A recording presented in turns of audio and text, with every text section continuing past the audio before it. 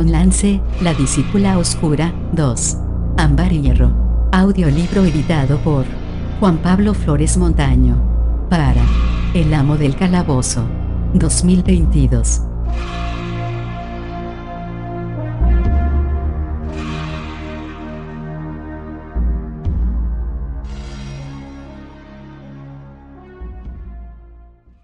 Capítulo 36. 13. Bajo el agua teñida de rojo del mar sangriento, en el interior de la torre de la alta hechicería, Basalto y Kaelia se afanaban en fregar y lustrar a fin de tenerlo todo preparado para la afluencia de hechiceros, alrededor de unos 20 túnicas negras escogidos que iban a abandonar su hogar en tierra firme para unirse a Nuitari. La torre del mar sangriento estaba ahora abierta y preparada para iniciar su actividad. Tras la reunión con sus primos, Nuitari comprendió que ya no era preciso mantener en secreto la existencia de la torre. Le informó a Dalamar, portavoz de los túnicas negras, y le dijo al archimago elfo que transmitiera una invitación a cualquier túnica negra que deseara ir a estudiar en la nueva torre. Esa invitación incluía a Dalamar, que la declinó respetuosamente alegando que era preciso que los túnicas negras mantuvieran su representación en Wailet. En secreto, Dalamar opinaba que antes se metería en una tumba que enterrarse en el fondo del mar, lejos del aire y de los árboles, del cielo azul y la radiante luz del sol. Así se lo comentó a Yenna. Como jefa del cónclave, no le había gustado nada la decisión tomada por los dioses. Se oponía a que las tres órdenes se separaran otra vez. Se había hecho lo mismo en los tiempos anteriores al príncipe de los sacerdotes, cuando cada orden había reivindicado su propia torre, con trágicos resultados. Yenna hizo saber su oposición al Unitari, pero la diosa de la luna roja estaba tan desmesuradamente complacida con tener la magnífica torre de Wailet toda para ella que no prestó atención. En cuanto a Solinari, su elegida, Corin la Blanca, ya había empezado a organizar una expedición de túnicas blancas para ir a recuperar la torre maldita que anteriormente había estado en Palantas y que ahora se hallaba en el centro del oscuro territorio de los muertos vivientes, Foscaterra. En cuanto a Dalamar, sus reservas no tenían nada que ver con la torre en sí, sino con su ubicación. Consideraba que tendría que haber una torre de los túnicas negras desde hacía mucho. Solo Yenna albergaba serias reservas y realmente no podía perder tiempo en ocuparse del tema como seguramente habría hecho en otro momento. El cónclave estaba de lleno metido en una agria discusión respecto al modo de ocuparse del asunto de los predilectos ahora que los medios para destruirlos se habían dado a conocer. Los túnicas negras eran partidarios de reclutar ejércitos de niños que fueran a combatirlos. Corría el rumor de que algunos ya lo habían hecho así. A medida que la noticia y el miedo se propagaban, cualquier persona que tenía la desgracia de ser distinta de sus vecinos o que se había peleado con los ciudadanos o simplemente se encontraba en el sitio equivocado en el momento equivocado podía acabar acusada de ser un predilecto y arrestada o atacada por la multitud. Puesto que los hechiceros solían ser gente misteriosa y reservada a la que generalmente se le tenía miedo, pasaron a ser objetivos fáciles. Yenna estaba trabajando con ahínco en desarrollar un conjuro con el que detener a los predilectos, aunque sin resultado hasta el momento.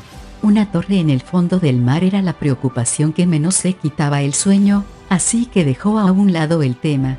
Nuitari había ganado y era algo que debía agradecerle a Chemosh, cosa que al señor de la luna oscura le parecía tremendamente irónico. Dentro de la torre, Basalto hacía las camas y Kaelia permanecía ocioso la mayor parte del tiempo, dedicado a mirar lo que hacía el enano. Se había subido un enorme montón de colchones del almacén. Los magos tenían que repartirlos por todas las habitaciones, ponerlos sobre los armazones de madera de las camas y a continuación cubrirlos con ropa blanca de cama y una manta.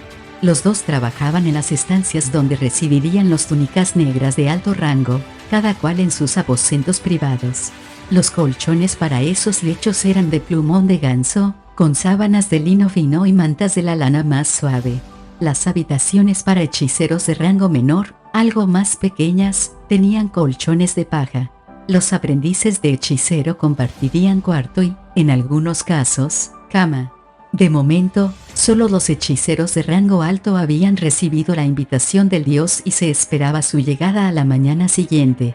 Vas a tener que ayudarme a mover ese, dijo Basalto, que señaló un colchón que estaba en lo alto del montón y que quedaba fuera del alcance de los cortos brazos del enano. No llego. Kaele soltó un sufrido suspiro de agotamiento y asió el colchón por las esquinas. Hizo un intento poco entusiasta y luego gimió y se llevó las manos a los riñones. Con tanto subir y bajar cosas tengo una contracción muscular. ¿Y cómo le has hecho esa contracción? Basalto le asestó una mirada feroz. Lo más pesado que has levantado hasta ahora ha sido un vaso del mejor vino del señor. Y no creas que no pienso decírselo.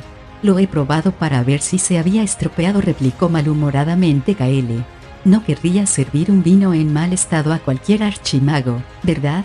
Limítate a ayudarme con ese maldito colchón, gruñó el enano. Kaele alzó las manos y, antes de que Basalto pudiera impedírselo, el elfo las movió mientras musitaba unas palabras. El colchón flotó por encima del montón y se quedó suspendido en el aire. ¿Qué diantre haces? Se supone que no tienes que usar la magia para tareas domésticas, gritó el enano, escandalizado. ¿Y si el señor te hubiera visto? Corta ese hechizo. Como quieras. Kaele interrumpió la magia, con el resultado de que el colchón se desplomó encima del enano y lo aplastó. Kaele rió con disimulo y Basalto soltó un aullido ahogado. El enano salió de debajo del colchón con un brillo asesino en los ojos. Me dijiste que parara el conjuro.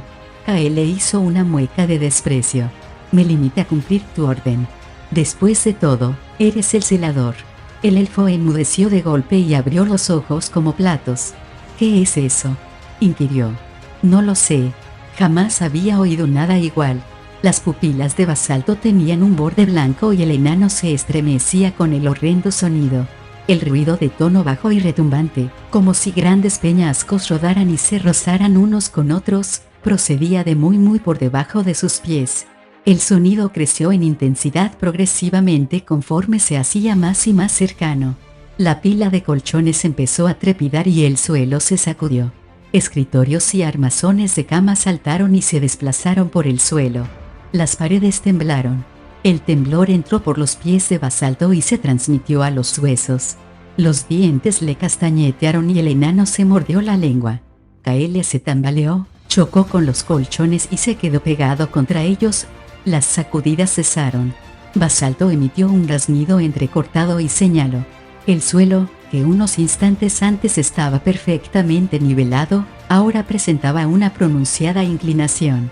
Un armazón de cama se deslizó lentamente corredor abajo, seguido de cerca por un escritorio. Kaele se apartó de la pila de colchones con un impulso. «Seboin», bramó. «Esa zorra del mar ha vuelto». Basalto avanzó a trompicones sobre el suelo inclinado, cuesta arriba, y entró en una de las habitaciones. Todo el mobiliario había quedado apilado en un montón contra la pared del fondo, pero el enano hizo caso omiso de la destrucción y se dirigió a la ventana desde la que se tenía una vista espectacular del reino submarino de la torre. Kaele le iba pisando los talones. Los dos contemplaron el agua, enturbiada por el sedimento rojo que los temblores habían levantado del fondo. El sedimento en suspensión giraba en torno a la torre como mareas de sangre. «No veo nada con ese enturbiamiento», protestó Kaele. «Yo tampoco», reconoció Basalto, frustrado. La torre empezó a sacudirse otra vez. En esta ocasión el suelo se inclinó hacia el lado contrario. A los dos hechiceros los arrolló una avalancha de muebles que se deslizaban por el suelo, y ambos se estrellaron contra la pared. Basalto se quedó atrapado por un escritorio mientras que a Kaele lo dejaba inmovilizado un armazón de cama. Los temblores cesaron y Basalto tuvo la extraña sensación de que quienquiera que estuviese causando las sacudidas se había tomado un descanso para recobrar el aliento. Apartando de un empujón el escritorio y desoyendo las súplicas de Kaele pidiendo ayuda, regresó corriendo a la ventana y miró fuera. Pegada la nariz al cristal, el enano vio un arrecife de coral que se mecía, serpenteante, en el fondo marino, entre el fango arremolinado, los trozos de algas y los bancos de peces que huían desesperadamente. Basalto había disfrutado a menudo con la contemplación de ese arrecife porque le recordaba las formaciones del mundo subterráneo en el que había vivido tanto tiempo y que, de vez en cuando, aún echaba de menos.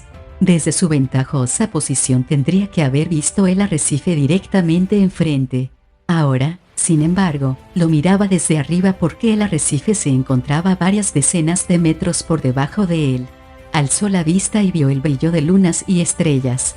«Señor», dijo sin aliento el enano, que a continuación chilló. «Señor Nuitari, sálvanos». La torre empezó a sacudirse de nuevo. Capítulo 37. 14. Mina se encontraba sola en las almenas del castillo del Señor de la Muerte. Un espeluznante fulgor ambarino iluminaba el cielo, el agua y la tierra. Ella era oscuridad en el centro y nadie podía verla, aunque la buscaban. Dioses y mortales, todos la buscaban porque la tierra temblaba. La joven dirigió la vista hacia el mar. Su amor, su anhelo, su deseo fluyeron de su interior y se hicieron uno con las aguas.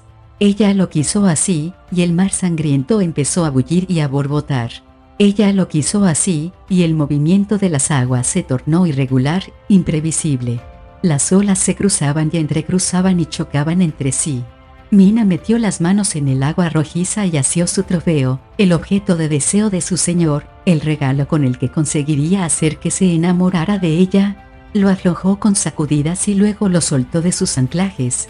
Los improbos esfuerzos la dejaron agotada y tuvo que parar para descansar y recuperarse, tras lo cual reanudó su tarea. El agua del mar sangriento empezó a girar lentamente en torno a un punto central.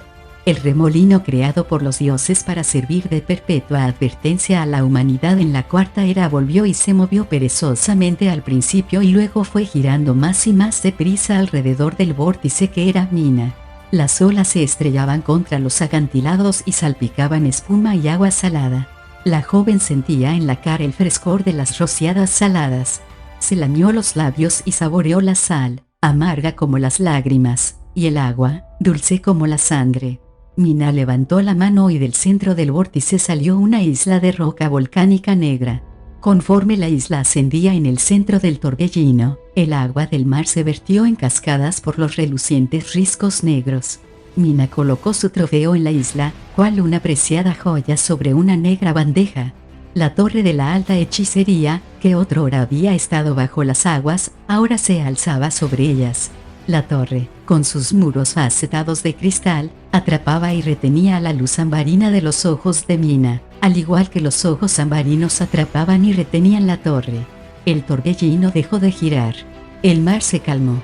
El agua resbalaba entre las negras rocas de la recién nacida isla y se derramaba en torrentes por los tersos muros de cristal de la torre. Mina sonrió. Entonces cayó redonda. El resplandor ambarino se apagó. Solo la luz de las dos lunas, una plateada y otra rojiza, se reflejó en los muros de la torre, sin parpadeos, porque aquellos ojos celestiales habían dejado de hacer guiños.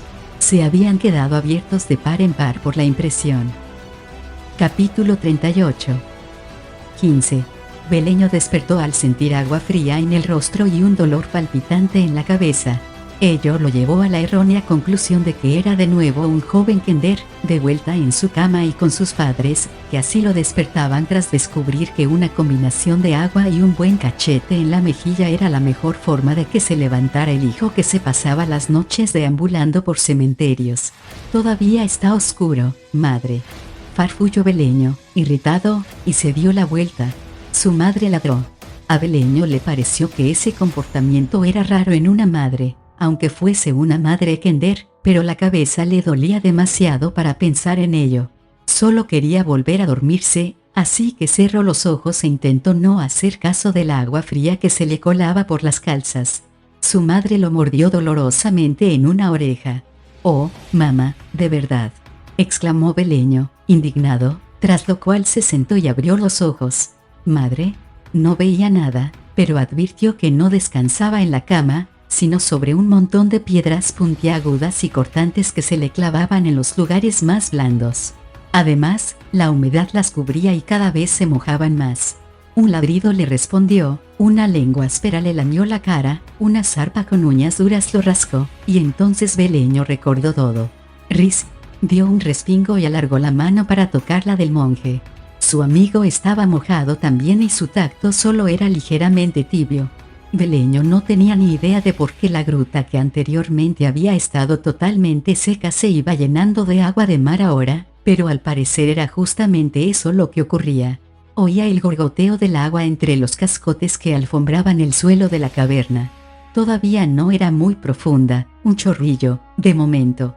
Puede que el agua se quedara así, como un chorrillo, pero también podía ser que no, que decidiera ponerse a inundarlo todo. Si la gruta se inundaba no tendrían escapatoria, el agua seguiría subiendo más y más. Rhys llamó firmemente el kender, y esta vez hablaba en serio. «Tenemos que salir de aquí». Golpeó con la mano en las piedras para dar énfasis a sus palabras. «¡Ay!», gritó, y al momento añadió un rotundo «¡Mierda!». Había dado con la mano en una astilla de madera que se le había clavado en la parte carnosa de la palma. Se la sacó y estaba a punto de lanzarla lejos, cuando se le ocurrió que encontrar una astilla de madera en esa gruta era muy raro. Siendo un kender, Beleño era curioso por naturaleza incluso en una situación tan grave y pasó suavemente los dedos sobre el trocito de madera. Notó que era alargado y suave y que acababa en puntas afiladas en los dos extremos. «Ah, ya sé. Es parte del bastón de Rhys», dijo con tristeza al tiempo que cerraba la mano sobre el fragmento.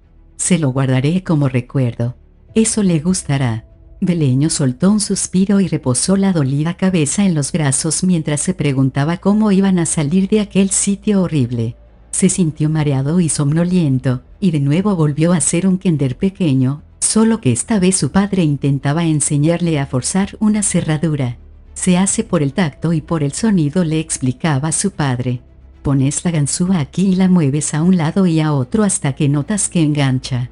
Beleño alzó la cabeza tan deprisa que lo asaltó un intenso dolor en la parte posterior de los globos oculares, pero no se dio cuenta. No mucho. Bajó la vista hacia la astilla que tenía en la mano, a pesar de que no podía verla al estar tan oscuro dentro de la gruta, pero tampoco le hacía falta ver. Todo se hacía por el tacto y el sonido.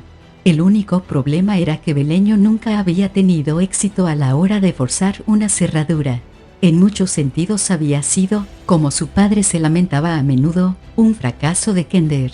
«Esta vez no, seguro», decidido. «Esta vez tendré éxito. He de hacerlo. He de hacerlo», repitió quedamente. Buscó a tientas hasta dar con uno de los grilletes que ceñían las muñecas a Rhys. El agua seguía subiendo, pero Beleño rechazó esa idea. Ata gimoteaba suavemente y lamía la cara a Rhys, se dejó caer a su lado y se pegó una panzada en el agua. El hecho de que hubiese chapoteado resultó desconcertante, pero Beleño no se permitió pensar en ello. Tenía otras cosas en las que pensar, la primera de todas convencer a su mano de que dejara de temblar. Eso le llevó unos segundos, y luego, conteniendo el aliento y sacando la lengua, cosa que era esencial para tener éxito en forzar con ganzúa, insertó la astilla en la cerradura del grillete. «No te rompas, por favor», le dijo a la astilla, y entonces recordó que el bastón había sido un objeto bendecido por el dios, de modo que quizá la astilla también lo era. «Y yo también», se acordó de repente.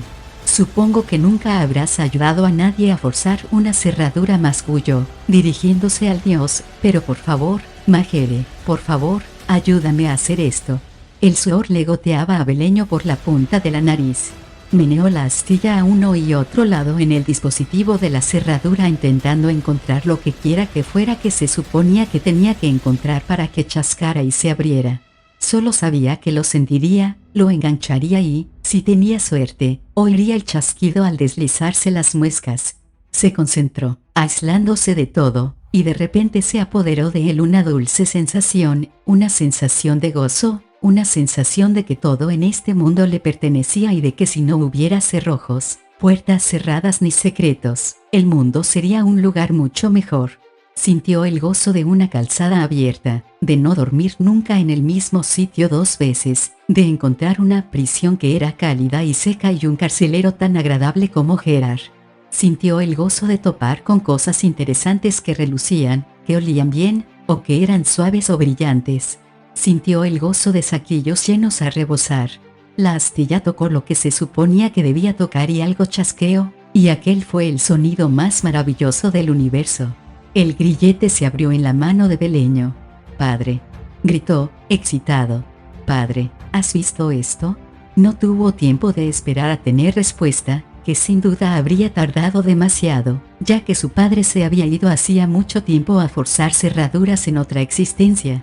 Gateando sobre los cascotes y por el agua, sujetando firmemente la astilla, Beleño encontró el grillete que sujetaba la otra muñeca de Riz y metió la astilla en la cerradura, en la que también sonó el chasquido. El kender dedicó unos instantes a sacar la cabeza a Riz del agua y a incorporarlo sobre una piedra, tras lo cual rebuscó debajo del agua hasta dar con los pies de su amigo. Tuvo que sacárselos de debajo de un montón de escombros, pero Ata lo ayudó y, tras más maniobras expertas de forzar cerraduras, oyó otros 2 chasquidos inmensamente satisfactorios y Riz quedó libre.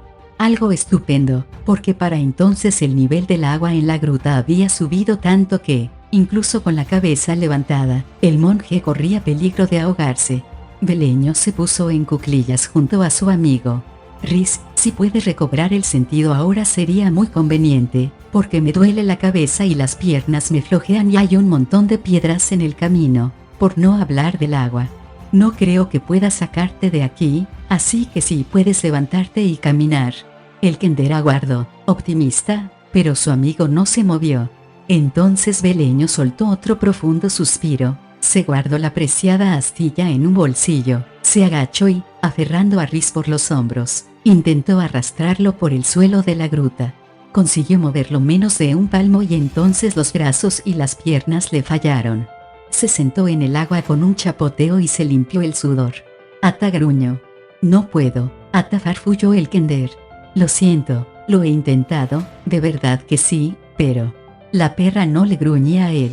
Beleño oyó el ruido de pies de muchos pies chapoteando en el agua.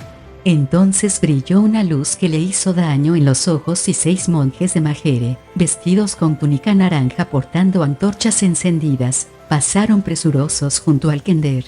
2 de ellos sostuvieron las antorchas, los otros 4 se agacharon, recogieron cuidadosamente a Riz por brazos y piernas y lo sacaron de la gruta a toda prisa. Ata corrió en pos de ellos. Beleño se quedó sentado en la oscuridad, solo, sin salir de su asombro. La luz de las antorchas volvió. Un monje se paró a su lado y lo miró. ¿Estás herido, amigo? No contestó el kender. Sí. Bueno, tal vez un poco. El monje posó la mano fresca en la frente de Beleño, y el dolor desapareció. La fuerza fluyó de nuevo a sus miembros. Gracias, hermano, dijo Beleño mientras el monje lo ayudaba a ponerse de pie. Todavía se sentía un poco inestable.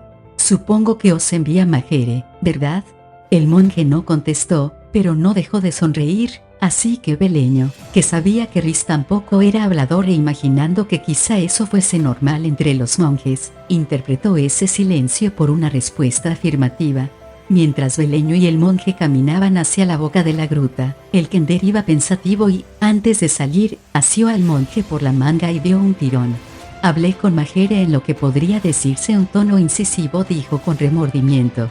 Fui muy descortés y tal vez herí sus sentimientos. ¿Querrás decirle que lo siento? Majere sabe que hablaste así impulsado por el cariño hacia tu amigo, contestó el monje. No está enfadado. ¿Cree que tu lealtad te honra? ¿De veras? Beleño enrojeció de satisfacción.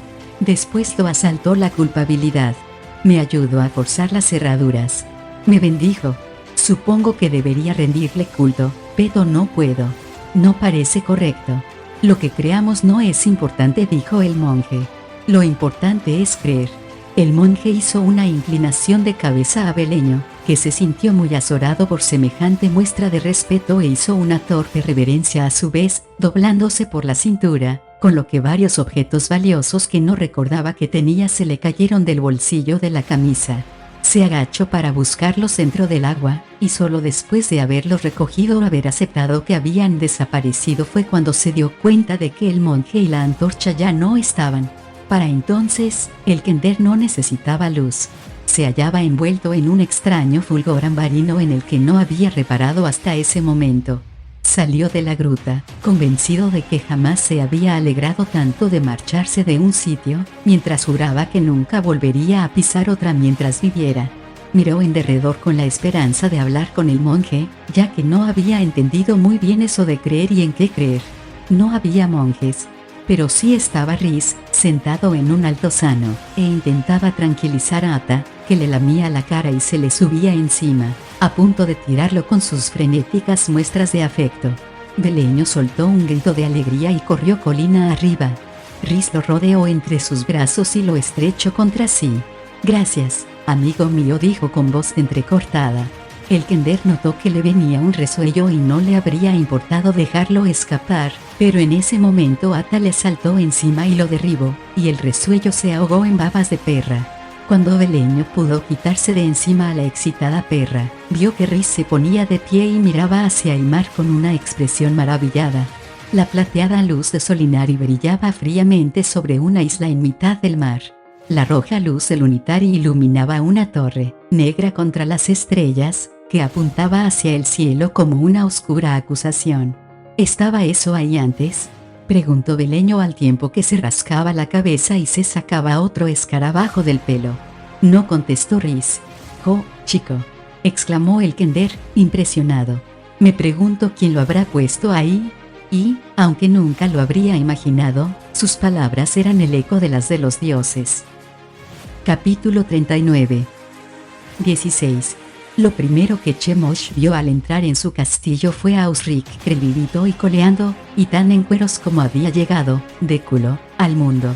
El formidable caballero de la muerte estaba acuclillado en una esquina del gran salón lamentándose de su mala fortuna y tiritando.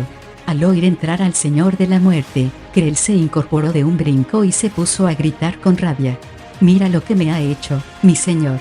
La voz se alzó hasta ser un chillido estridente. «Mira». Chemosh miró y deseó no haberlo hecho.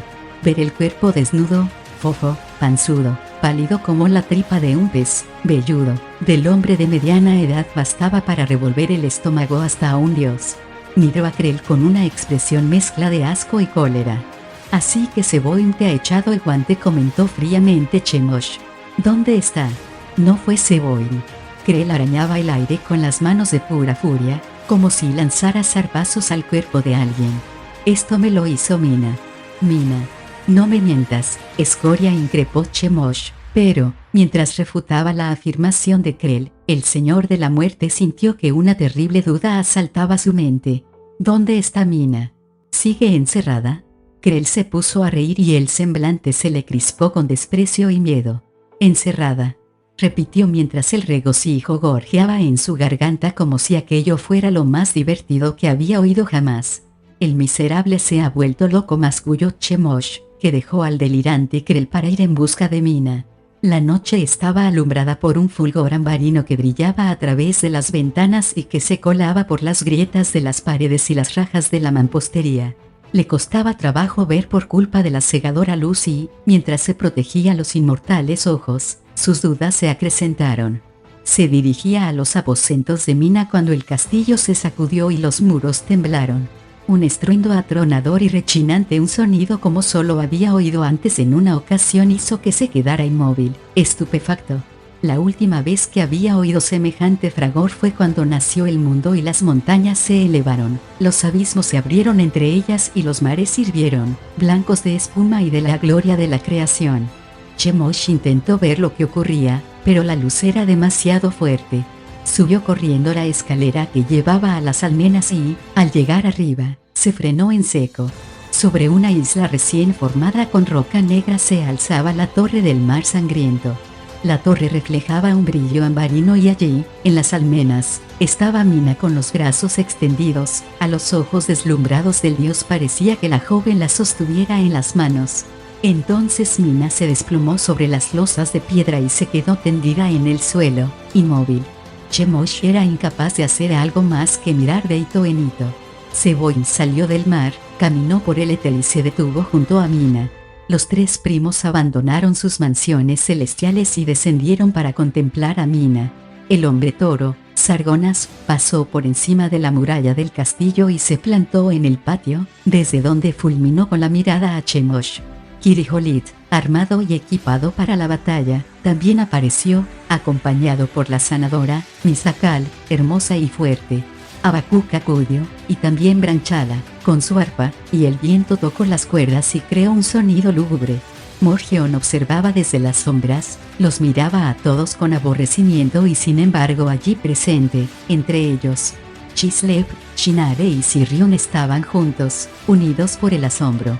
Reorx se atusaba la barba, abrió la boca para decir algo, pero después, consciente del peso del silencio, el dios de los enanos la cerró de golpe y pareció sentirse incómodo. Y Dukel se mostraba sombrío y nervioso, convencido de que aquello perjudicaría a sus negocios. Sibyl y Gilean fueron los últimos en llegar, ambos muy metidos en una conversación a la que pusieron fin en cuanto vieron a los otros dioses. «Falta uno de nosotros», dijo Gilean con tono grave. «¿Dónde está Majere?» «Estoy aquí». Majere avanzó lentamente entre ellos, sin mirar a ninguno, fijos los ojos en Mina, y su semblante reflejaba una aflicción indecible. «Sibyl me ha dicho que tú sabes algo de esto». «Así es, guardián del libro». Majere no apartó la vista de Mina. «¿Desde cuándo lo sabes?» «Desde hace muchísimos eones, guardián del libro». «¿Y por qué lo mantuviste en secreto?», inquirió Gilean. «No me correspondía a mí revelarlo», contestó Majere. «Lo juro solemnemente». «¿A quién?», demandó Gilean. «A alguien que ya no está entre nosotros». Los dioses guardaron silencio. «Supongo que te refieres a Paladine», manifestó Gilean, «pero hay alguien más que tampoco está entre nosotros». «¿Esto tiene algo que ver con ella?», «¿Con Takisis?».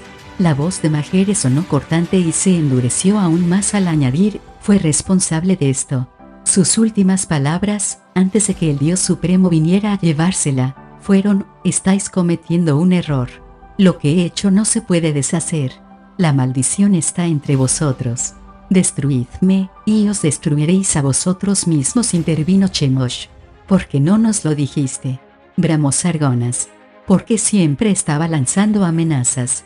Chemosh se encogió de hombros. ¿Por qué iba a ser diferente esta vez? Los otros dioses no tenían nada que responder y guardaron silencio, esperando. «Es culpa mía», manifestó finalmente Majere. «Actué de acuerdo con lo que creía que era para bien». Mina yacía inmóvil y fría. Chemosh deseaba acercarse a ella, pero no podía estando todos ellos delante, observándolo. «¿Está muerta?», le preguntó a Majere. «No está muerta, porque no puede morir». La mirada de Majere pasó de un dios a otro, por todos ellos. «Habéis estado ciegos, pero ahora veis la verdad. Vemos, pero no entendemos». «Claro que entendéis», contradijo Majere. Enlazó las manos y su mirada se perdió en el firmamento. «Pero no queréis entender». No veía las estrellas, sino la primera luz que habían irradiado. «Empezó al comienzo de los tiempos», dijo. Y empezó gozosamente. Soltó un profundo suspiro. «Ahora, por no haber hablado yo, podría acabar con un amargo pesar». «Explícate, Majere», gruñó Sargonas. «No tenemos tiempo para tus tonterías». Majere desvió la mirada del principio de los tiempos al presente y contempló a sus iguales. «No necesitáis explicación alguna, podéis verlo por vosotros mismos. Ella es una diosa que no sabe que lo es.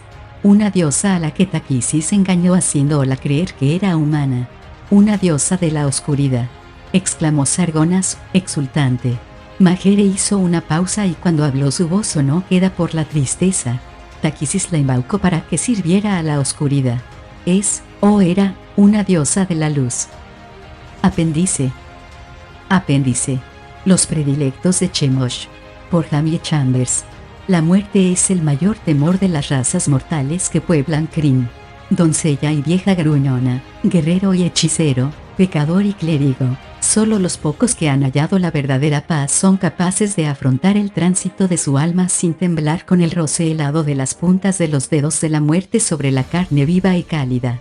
Chemosh es el dios de la muerte y todos lo conocen, ya sea directamente por el nombre o simplemente como un aterrador concepto abstracto. El miedo a la muerte le ha proporcionado muchas almas y muchos devotos a Chemosh a lo largo de las eras del mundo. Sus clérigos esgrimen la magia oscura y consiguen que cadáveres que llevan mucho tiempo muertos se levanten de la tumba. Hechiceros leales al cónclave y a las enseñanzas de Nuitari a lo largo de su vida también acuden a Chemosh para aprender secretos de la nigromancia y se convierten en poderosos agentes de la muerte. Ladrones de tumbas, temerosos de ofender al príncipe de los huesos, dejan ofrendas para sus sacerdotes. El robo del mundo a manos de la derrotada y aniquilada diosa, Taquisis, ha cambiado para siempre los reinos de los dioses y su relación con el mundo mortal. Algunos dioses han luchado por el vacío de poder que han dejado sus antiguos hermanos, decididos a ocupar los tronos vacantes.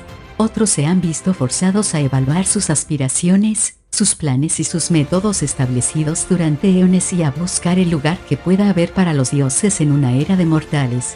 El dios de la muerte está decidido a llenar el vacío dejado por la reina de la oscuridad y también a cambiar la propia imagen que se tiene de la muerte en la mente de los vivos. Chemosh ya no busca la devoción de nigromante y embalsamadores. Ahora prefiere tener seguidores enérgicos, que sean jóvenes llenos de vida. En vez de disfrutar con el miedo de los mortales, desea ganarse su amor.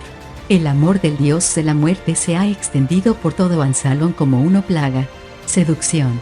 Cuando uno de los predilectos de Chemosh entra en una comunidad, a menudo se los recuerda por su ansia por la vida, y no se los relaciona con la muerte.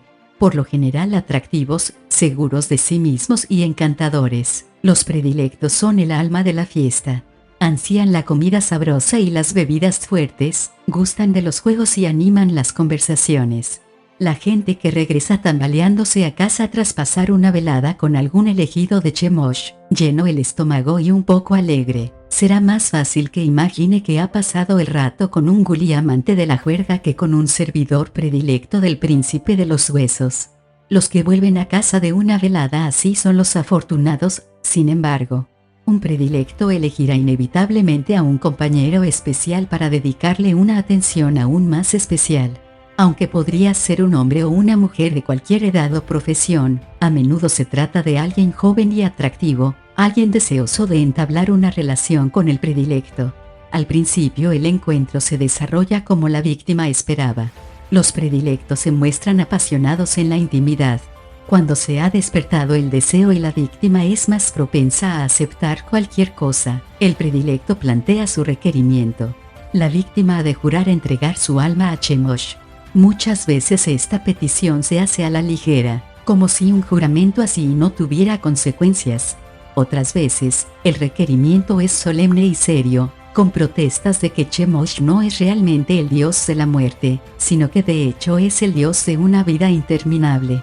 Si el predilecto no alcanza su objetivo inmediatamente, suplicará, implorará e incluso amenazará con tal de conseguir el juramento de su víctima.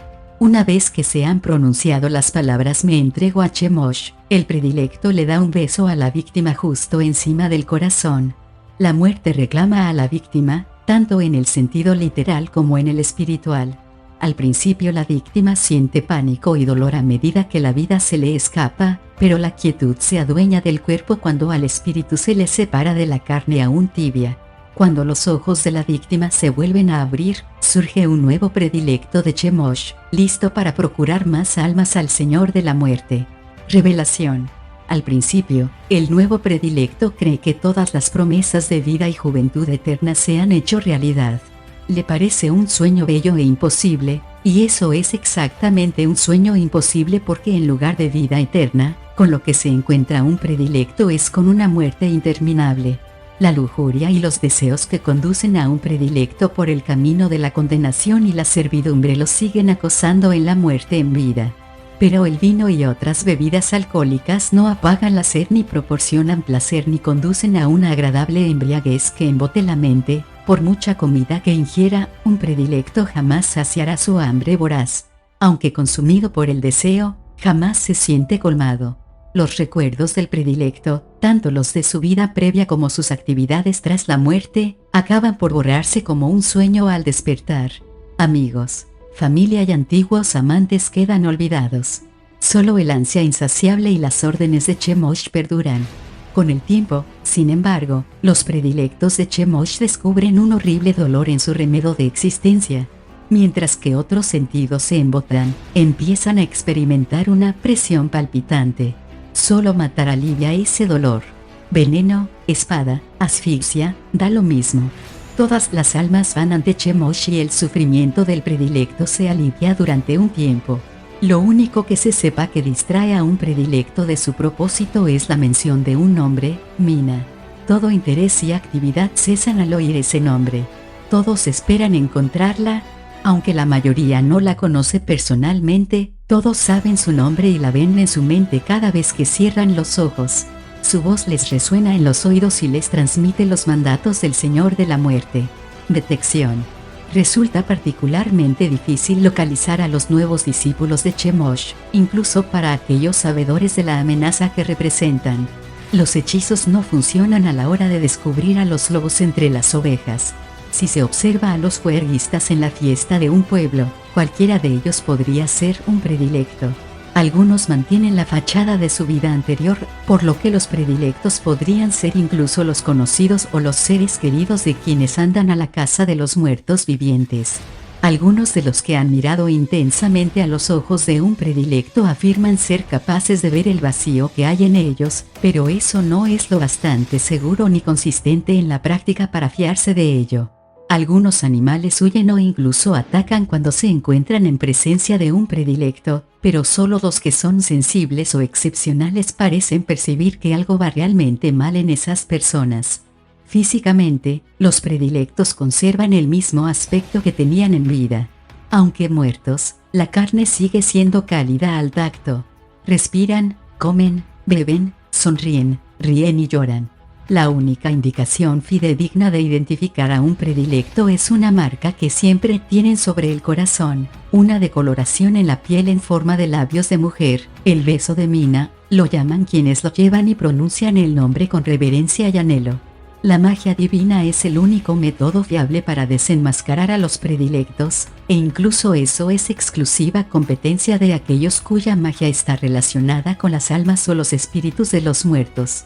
Clérigos y místicos capaces de detectar el halo de los seres vivos, así como los escasos kenders que se autodenominan acechadores nocturnos, pueden ver que los predilectos no tienen alma ni halo de vida, que solo son unos cadáveres muy vivos. Destrucción. Tras unos primeros intentos fallidos para frenar la amenaza de los predilectos, algunos temieron que no se los pudiera destruir. En efecto, los predilectos parecen ser inmortales realmente. Tanto los hechizos arcanos como los divinos causan poco o ningún efecto en los predilectos de Chemosh y por lo general rebotan contra quien los lanza, mientras que a los predilectos rara vez les arrancan una mueca de dolor. Asfixia, fuego, hielo, rayos y agua bendita pueden retardar a los predilectos, pero poco más. Desmembrarlos solo es un inconveniente para los predilectos, ya que el muerto viviente enseguida es capaz de recomponerse de nuevo. Aunque un predilecto es más fuerte muerto de lo que era en vida, no adquiere poderes especiales aparte de su invulnerabilidad al envejecimiento. Por ende, la mayoría de los predilectos han de recurrir a métodos mundanos para cubrir su cuota de almas para Chemosh, ya que muy pocos poseedores de poder y habilidad reales se entregarán al dios de la muerte. Recientemente se ha corrido la voz de que los predilectos tienen un punto débil, uno tan horrible que son contados los que se sienten con fuerzas para pagar el alto precio que exige acabar con la amenaza de los discípulos predilectos de Chemosh.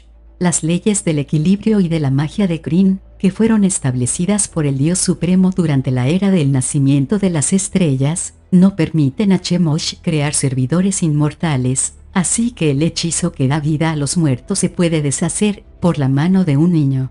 Si el niño golpea a un predilecto con cólera, su verdadera naturaleza de cadáver andante queda al descubierto y se consume en un fuego antinatural que no causará daño a nadie salvo al sirviente fracasado del oscuro dios.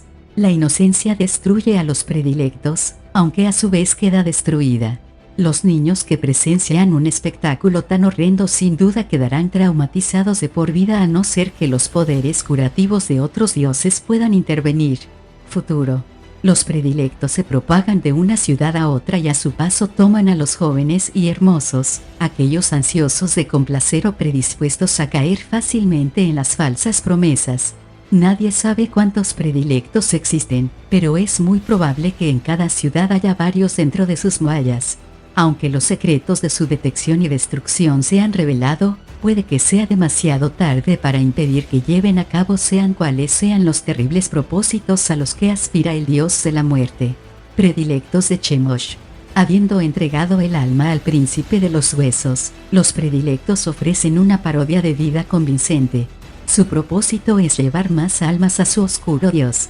Los predilectos conservan casi exactamente el mismo aspecto que tenían en vida y mantienen gran parte de su personalidad original, aunque la gente que los conoce bien advierte un comportamiento extraño. Los predilectos respiran, comen, beben y, por lo demás, tienen toda la apariencia de seguir vivos. Alguien que se acerque y mire fijamente los ojos de un predilecto quizá vea la verdad. Son unos ojos inexpresivos y vacíos, desprovistos de vida y de esperanza. Los que poseen el talento de ver el halo vital o con el poder de ver y comunicarse con espíritus incorpóreos, como hacen los Kenders acechadores nocturnos, inmediatamente se dan cuenta de que algo va mal con los predilectos, porque todos carecen de un alma viva. Los predilectos hablan cualquier lengua que conocieran en vida. Ejemplo de un predilecto de Chemosh, Cam, antiguo guardia de los Vallenbods. Otrora un guardia de los Vallenbods, esos guerreros que protegen las escaleras que conducen a las pasarelas elevadas en la ciudad arbórea de Solace. A Cam se lo sedujo para entrar en las filas de los predilectos con las promesas de placer y eterna juventud. Todavía atractivo y encantador, el predilecto se consume ahora procurando más víctimas para Chemosh y la mujer a la que nunca ha visto, aunque sí conoce sus ojos ambarinos e identificaría su voz autoritaria, Mina. Cam Guerrero Humano 2, Usted 5, Muerto Viviente Mediano, Humanoide Aumentado, DG 1212, página 16, Inic más 5, Bel 30 pies, CA 15, Toque 11, Desprevenido 14, ATQ más 6, 1 de 6 más 4 espada corta, O más 6, 1 de 3 más 4 cuerpo a cuerpo, Aebeso de Mina, Comunidad Europea Debilidad del Predilecto de Chemosh, Curación rápida 5, Inmunidad a la magia, Inmunidad rechazo, Rasgos de muerto viviente, al NM, TS Fort más 3, Referencia más 1, Volúmenes más 2, Fue 19, Dest 12, con, Int 12, Sab 14, Car 17. Habilidad y dotes trepar más 6, diplomacia más 6A, intimidar más 7, saltar más 5, nadar más 4, encanto, iniciativa mejorada, impacto sin armas mejorado, posesión escota de malla, espada corta. Creación de un predilecto de Chemosh.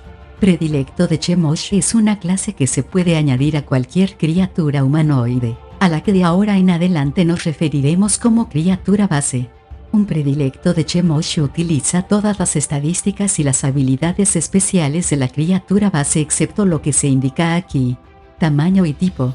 El tipo de criatura cambia a muerto viviente, humanoide aumentado. No se vuelve a calcular el bono del ataque base, las salvaciones, ni los puntos de habilidad. El tamaño es invariable. Puntos de golpe. Los puntos de golpe actuales y futuros aumentan a D12. Velocidad. Igual que la criatura base.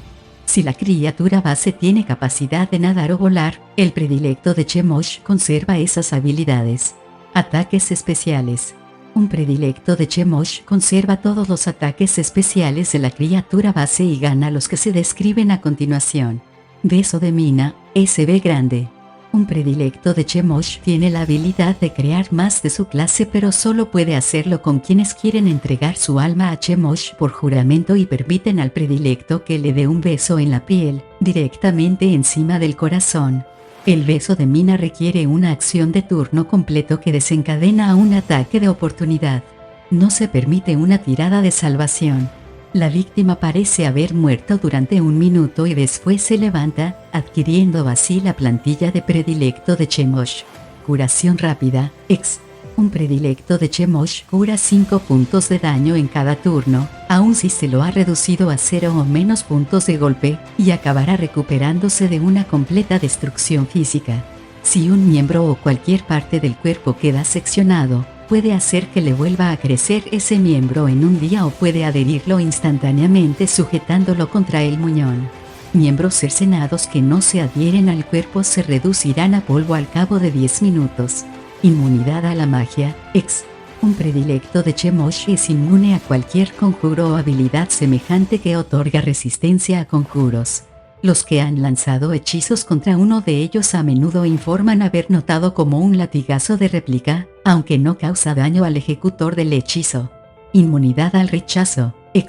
A un predilecto de Chemosh no se lo puede rechazar. Sin embargo, se lo puede expulsar con palabra sagrada, como si fuera un intruso maligno. Si se lo expulsa, va al abismo. Habilidades. Incremento sobre la criatura base como sigue. Fue +4, Car +4.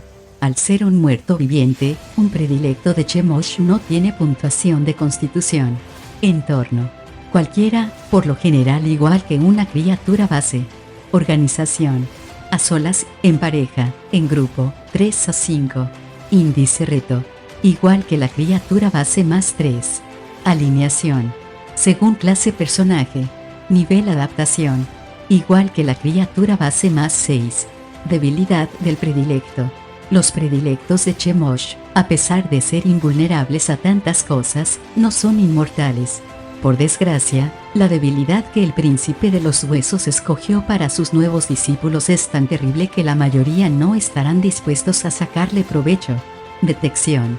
A un predilecto no se lo puede detectar por medios normales.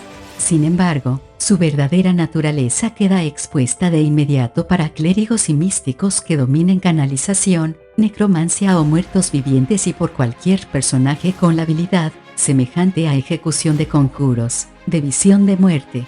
Especialmente, los animales sensibles tienen a menudo un comportamiento asustadizo u hostil en presencia de un predilecto de Chemosh.